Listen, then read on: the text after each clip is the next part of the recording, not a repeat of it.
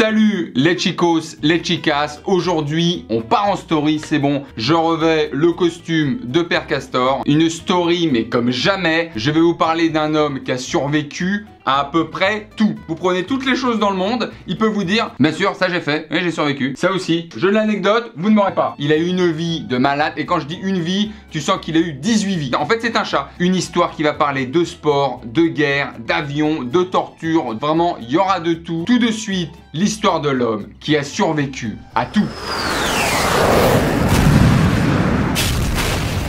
Je vous présente Louis Sylvie Zamperini. Alors vous voyez, dès le deuxième prénom, la vidéo elle part en vanne. On est bien sur un Sylvie en deuxième prénom. Chérie, on lui met quoi comme deuxième prénom? J'en sais rien, moi déjà le premier ça m'a pris la tête. Comment tu t'appelles toi? Hein, Sylvie? Bah cherche pas plus loin. Donc on est en Amérique, hein, on est à Los Angeles, hein, les anges dans la langue de Pepito. Et il faut savoir que Louis, il a une jeunesse un peu délinquante. Louis, c'est la bagarre, c'est donne-moi tes baskets, les cours de biologie, c'est au chiottes. Et à 15 ans, son frère lui conseille de faire de la course à pied, hein, histoire de l'éloigner des problèmes. Son frère il lui dit il faut courir loin de tes problèmes. Ok, je mets un short. C'était une métaphore mais va pour le short. Donc il enchaîne les victoires, hein. Lui c'est Forrest Gump et donc il va courir le 5e mile, c'est une course à pied américaine le plus rapide de l'histoire. Et il termine les courses les pieds en sang, les chaussures déchirées, côtes fêlées, parce qu'il faut savoir qu'à l'époque les baskets c'est plus des crampons en dessous, c'est directement des armes blanches. Ils ont vissé des petites armes blanches sous les baskets. Donc voilà, c'est plus une course, c'est les gladiateurs, hein. Là on a une petite photo de Louis. Vous voyez les tibias, c'est directement râpé. Comment je vais gagner la course? Parce que là, la rate et le foie, ils sont restés sur la piste.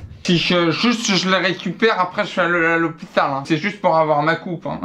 Et à 19 ans seulement, il est sélectionné pour courir le 5000 mètres à Berlin. Moi, à 19 ans, j'organisais des vacances foireuses à Barcelone avec des potes. Eh, c'est qui a le permis là? C'est qui a une enceinte? Eh, je ramène des gâteaux. Donc il se qualifie, il fait sensation. Et il y a même Hitler qui veut absolument le rencontrer pour lui serrer la main. Malaise! Hitler veut vous rencontrer. En fait, je suis sur un tiramisu. Donc là, ça va être chaud. En plus, après, je dois aller chercher mon grand frère à la crèche. Voilà. Au revoir. Donc il rencontre Hitler et Hitler lui dit la fameuse phrase: ah, vous êtes le garçon qui finit vite. Qu'est-ce qu'il y a? Vous avez parlé à ma copine? Hein? On a tous nos problèmes, hein. Ça part tout seul aussi, ça va, hein. Vous avez déjà essayé de retenir un éternuement? Donc en 1940, il s'entraîne pour les JO à Tokyo. Il peut être le premier homme à passer le mile sous les 4 minutes. Mais malheureusement, la guerre éclate et les JO sont annulés. L'autre, il était sur une story pour devenir l'athlète le plus rapide du monde. La guerre éclate. Non mais vous plaisantez? Mais j'en ai rien à faire, moi, de vos bagarres. Mais ça fait 2 ans que je m'entraîne. Je me lève tous les matins à 4 h du mat. J'arrête pas de courir, ça fait 8 mois que j'ai pas marché. Et encore la dernière fois c'était une marche rapide. Hein. Donc s'il vous plaît, hein, vous appelez Adolphe et toute sa clique. Vous l'appelez et vous lui dites que vous êtes pas prêt. Mais si, sur un vide juridique ça peut marcher. Donc on fait appel à lui, il rejoint l'US Air Force.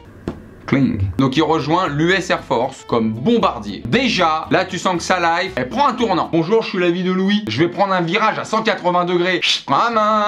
Les premières missions se passent bien, mais malheureusement, lors d'une mission, il se fait attaquer par des avions japonais. Écoutez bien, il a une life, lui, on va prendre des leçons. Je pense qu'il va falloir digérer cette histoire pendant une semaine. Hein. Vous appelez les patrons, vous appelez les profs, vous prenez des congés. Ouais, je suis pas là, ouais. Bah non, bah regarde la vidéo de Verica, c'est une semaine de congé. Hein. Ouais, tu vas voir le médecin, il te fait un papier. Ouais, il y en a qu'on gratté jusqu'à 2 mois. Oh les salauds. Donc Louis, miraculeusement, il est pas blessé, mais les mécaniciens, ils vont compter 594 impacts de balles dans la carlingue. Donc déjà, ça prend du temps, parce que t'es mécanicien, t'es là pour réparer des avions, t'es pas poinçonneur. 397, 390, 380... Ouais, arrêtez de parler de la musique. Donc là, on voit une photo des trous dans la carlingue. C'est pas des trous, c'est un Velux. Excusez-moi, c'est une véranda? Ah non, non, c'est mon avion. Donc on a encore besoin de lui. Voilà, un petit peu de jeu de mots quand même dans la story, ça fait pas mal un peu d'humour. Donc on a toujours besoin de lui et on le renvoie pour une mission pour trouver un avion disparu. Ouais, des copains qui ont disparu. Louis, c'est pour toi, tu sautes dans la carlingue, il y va avec tout un équipage, sauf que l'avion se crache. On va vous sauver! Ouais, sauf que chef, on est en train de cracher là. On va vous rejoindre! Donc ils sont au milieu du Pacifique et ils vont dériver 3000 km sur un radeau, sans eau, sans nourriture, pendant 47 jours. Là, t'as une faim, une soif, t'attends la pluie pour boire, tout simplement. T'es avec un gobelet comme ça. Vous faites que de l'eau, hein, d'accord. Non, mais si à un moment donné, si, mettons, il tombe du citron, un petit peu de menthe, un petit rhum Bacardi, on prend, quoi. Bah non, de l'eau. Donc là, ils sont plus que 3 sur le radeau et ils vont vivre des trucs. Ils vont devoir faire face à des requins, à des ouragans et ils vont même se faire tirer dessus par les avions japonais pendant 35 minutes. Des rafales comme ça sur un radeau. Donc 48 balles sur un radeau, c'est là t'es sur une passoire. Fais la planche, t'iras plus loin. Puis la lourdeur des affrontements. Requins, radeau, aviation japonaise. Sa vie, c'est un jeu vidéo. À un moment donné, il va devoir affronter un méchant avec des tentacules et 3 têtes. C'est le dernier niveau, les gars, parce que là, c'est... J'ai déjà donné, hein. Vous avez vu, je me suis tapé contre un requin quand même. J'ai prouvé quelques trucs, quoi. Ah, il y a encore autre chose, d'accord. Je vais devoir nager sous une tornade, d'accord. C'est quoi, là? C'est Truman Show, il y a des caméras, c'est quoi l'idée, là? Oh là là. Mais regardez, là, c'est pas des vagues, c'est des immeubles. En plus, il fait 40 degrés, il y a un cagnard de malade. Regardez, mais c'est pas des moustiques, on dirait des chiens avec des seringues. Regardez-moi ça. C'est les pitbulls qui ont des ailes. Donc, il se fait attraper par les Japonais. C'est ce qui peut arriver de pire pour des Américains à l'époque. Hein. Les Japonais à l'époque connus pour des traitements de type très désagréable en termes de torture et de respect du prisonnier étranger. Voilà, c'est pas les seuls, mais à l'époque, les Japonais, ils blaguent même pas avec ceux qui ont essayé de les combattre. T'as voulu faire le malin. Le jour où on t'attrape. Non, non, non, non, commencez même pas, Eux-mêmes, ils savent. Le jour où on t'attrape, fais le malin avec tes avions, tes bombers, tes bombardiers. Genre, t'as un col relevé, il y a du mouton dessus. On t'attrape, mon pote, ça va faire très très mal. Et donc il reste 43 jours enfermé dans une geôle de 2 mètres sur 1. Bon, à Paris, on appelle ça un studio. Donc il survit pendant 43 jours avec des rationnements très très faibles de nourriture. Il est essentiellement battu en attendant une exécution qui doit arriver d'un jour à l'autre. Parce que les Japonais, c'est pas Club Med. Louis, il attend pas qu'il y ait le spectacle de fin de vacances. Il sait très bien qu'à un moment donné ou un autre, il va fermer les paupières. Donc tabassage, etc. Et en plus de ça, dans l'île où il est prisonnier, les Japonais, ils lui injectent jusqu'à un demi-litre de produits inconnus. C'est-à-dire qu'il y a un type qui vient avec des seringues et qui t'injecte des trucs. Tu sais pas c'est quoi. Le bras gauche il devient bleu, le bras droit c'est de la pierre, l'œil gauche il voit en arrière, des cheveux qui poussent dans le dos, les zinzins de l'espace. Donc là Louis il passe de camp de prisonnier en camp de prisonnier. Là la life elle est en dessous de tout, t'es au bout du rouleau et il va endurer pendant 27 mois la faim, la brutalité. Il va être géré par Watanabe qui va être un gars recensé 23e criminel de guerre le plus recherché au monde. Ça pose le gars quand même hein.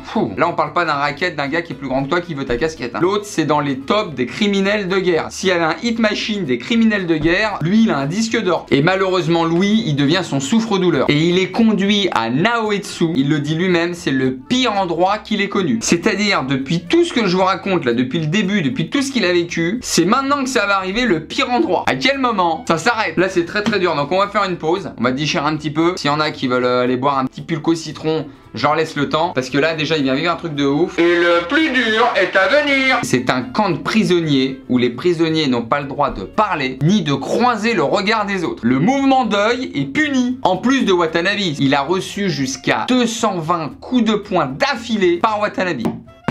220 coups de poing, mais qui fait ça? Chef, vous êtes déjà à 75 coups de poing, vous voulez? Non, je me tais, c'est bon, on continue, de toute façon, nous on n'a pas d'horaire. Hein. Je vais vous dire, on va pas demander les heures sup, on travaille dans un camp de prisonniers. Donc on est en 45, et là il va apprendre la date de son exécution, ça sera le 22 août. Signé, il le sait. Donc ok, rendez-vous le 22 avec la mort. Bonjour madame, hein, donc rendez-vous le 22 à 14h. Très bien, bah c'est noté, moi j'ai noté ça sur l'agenda du coup. Sauf que, bombardement de Hiroshima et Nagasaki, l'empereur japonais capitule. Donc les prisonniers l'apprennent le 20 août, à 48 heures près, c'est fini. Donc libération enfin en septembre 45, il prend l'avion pour repartir à la maison. Vous me voyez venir bien évidemment. Qu'est-ce qui fait l'avion de retour du sauvetage? Il manque de se cracher. Louis, qu'est-ce que t'as fait dans une vie antérieure? Est-ce que t'as tapé des chats? Est-ce que t'as volé des vieilles? Est-ce que t'as dansé la tectonique? Qu'est-ce que t'as fait Louis pour mériter ça? Mais bon, plus de peur que de mal, il atterrit bien comme il faut. Retour à la maison pour Louis. Enfin, les dégâts sont terminés. Il reprendra peut-être pas une vie d'athlète. On va oublier les 4 minutes au mile. On va oublier le 100 mètres sous la barre des 9 secondes. Mais au moins, on est en vie. Tout va bien. Beaucoup de souvenirs à raconter. Donc, il est enfin aux États-Unis. La guerre est finie. Il prend quelques années de repos. Et en 1950, il décide de retourner au Japon pour revoir ses anciens bourreaux.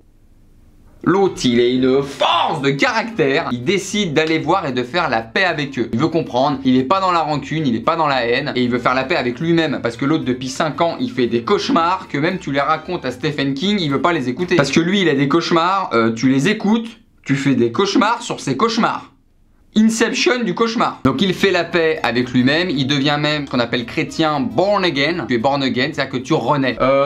pour repasser par sa mère. D'accord, voilà. Non mais d'accord, c'est symbolique. Oh le malaise. Voilà, parce que j'ai l'image. Donc c'est là que s'arrête son calvaire et cycle de la vie, le destin. Lors de son 81e anniversaire, il a participé au relais de la flamme olympique pour les Jeux olympiques à Nagano, au Japon, pas très loin du camp de prisonniers où il avait été lui-même détenu. Ouais, là, je reconnais là-bas, c'est où j'ai été noyé. Là, c'est le supplice de la goutte. Plus loin là-bas, bah, je me suis fait casser les beuges. On a beau dire, hein, ça change pas. Hein. Et durant son séjour, puisqu'il là, il était au Japon, il a même essayé de rencontrer le fameux Watanabe, 23e criminel de guerre. Et Watanabe, il a refusé. J'ai encore mal à l'épaule, hein, les gars. 201 coups de poing. À tous les coups, j'ai pris une tendinite. Hein. Aujourd'hui, Louis Zamperini est mort. Il est mort à 97 ans en 2014. Et à 60 ans, il courait encore le mile en moins de 6 minutes. Donc on est sur une vie de dingue, une force de la nature, une leçon de courage et un destin comme il y en a très rarement. J'étais très heureux de vous conter cette histoire. Une grosse dédicace à Alexis Santin qui m'a fait découvrir cette histoire. Un grand merci à vous de m'avoir écouté. N'hésitez pas vous-même à me conseiller des histoires exceptionnelles, des destins d'exception. Moi j'adore ça. Père Castor était ravi d'avoir raconté ces histoires. Je vous embrasse très très fort. Je pense bien à vous. Et d'ici là,